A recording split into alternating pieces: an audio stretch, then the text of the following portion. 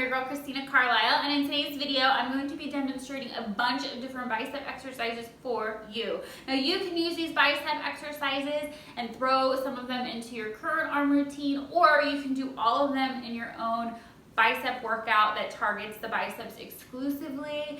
And there are going to be instructions on the blog to let you know how to do that. There's also going to be a graphic that you can pin to Pinterest, so if you can't do these exercises now, at least you can pop on over to the blog. If you are watching this from YouTube, save it to Pinterest. That way you'll have them forever and you can come back to it whenever you want. So if you could do me a favor after you're done watching the video, if you could let me know which exercise is your favorite. I love hearing from you and knowing what works best for you. That also helps me create content as I go, so I really appreciate that. And if you also like this video, if you give me a thumbs up, I'd appreciate that too. So now that we have all that out of the way, you are going to need a set of dumbbells, and for every single exercise in this video, you are going to want to do 15 repetitions, and the rule of thumb here is that you want to choose a weight where you feel the burn during the last 5 repetitions.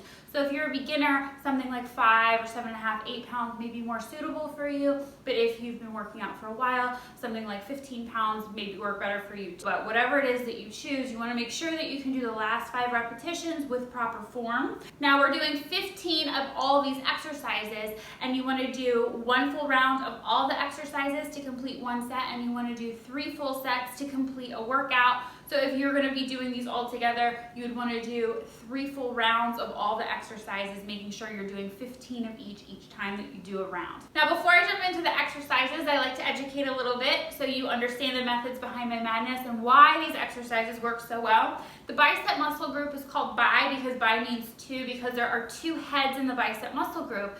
And you're going to see as I'm doing the different exercises that I'm using different movements to make sure that we're targeting both heads. That's how you get the best possible results from your bicep exercises. So that's something to be aware of, because if you only do bicep curls, you're not going to hit both heads, and if you hit both, that means better results for you.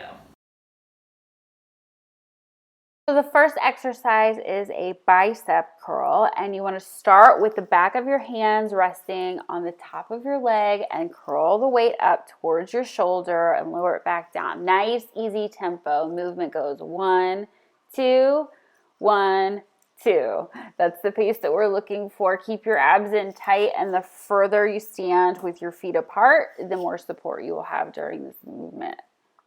And the only thing moving here should be your bicep. The only part of your arm moving is your forearm bending at the elbow. The next exercise is a side curl. All you want to do is turn your hand out towards the side, so the back of your hand is resting on the outer part of your hip, and you want to curl the weight up towards the outer part of your shoulder. So we're still doing a bicep curl, we're just doing it out to the side instead. And this movement is going to hit the different heads in the bicep muscle group area better.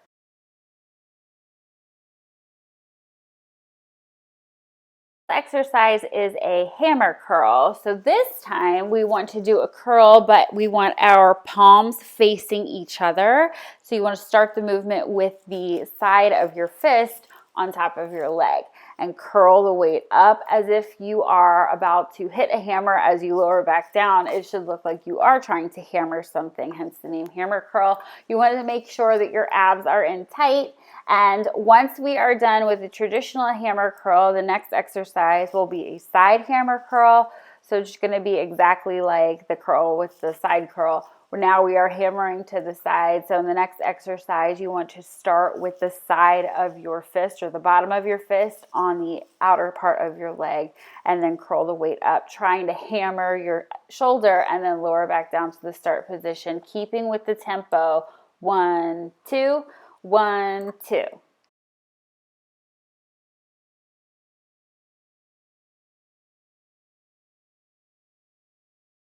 Your biceps should be on fire by now. So now we are going to transition into the concentration curl. This is an alternating curl, but we are trying to flick the pinky up and out. I like to tell my clients, like, pretend like you're trying to throw salt over your shoulder for protection. You want to make sure as you are bringing the weight up to twist up so that your pinky is above your thumb, if that makes sense. And this is really going to help isolate the bicep muscle group as you're alternating from side to side. this is also going to serve as recovery. And if you want, you can do both at the same time, but I recommend alternating at this point to give your biceps a little bit of recovery time in between the different exercises.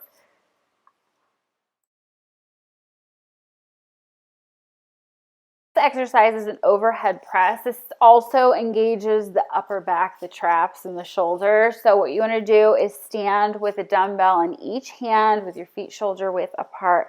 And with your hands down by your shoulders, you want to inhale and push the weight up, bring it back down, keeping with the tempo. 1, 2, 1, 2. Don't forget your abs should be in tight, and because we are utilizing back muscles, you can increase the weight that you're using for the overhead press.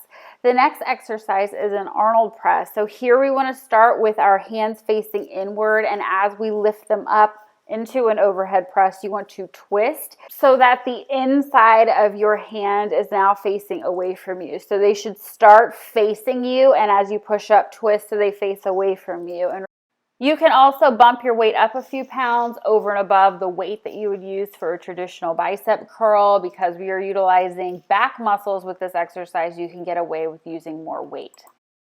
Next exercise is called a 21. So a 21 is like a traditional bicep curl, except you do the first 7 reps in the bottom of the movement. So you stop at the waist and go back down. Lift it up to the waist, back down. This is called the basement. Next, you want to do 7 reps at the ceiling. So you want to stop at the waist, lift up to the shoulder, stop at the waist, lift up to the shoulder.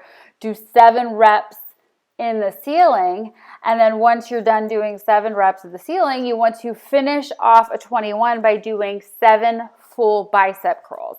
And when you're done with the 21, you want to start this entire round of exercises with the bicep curl again to start over.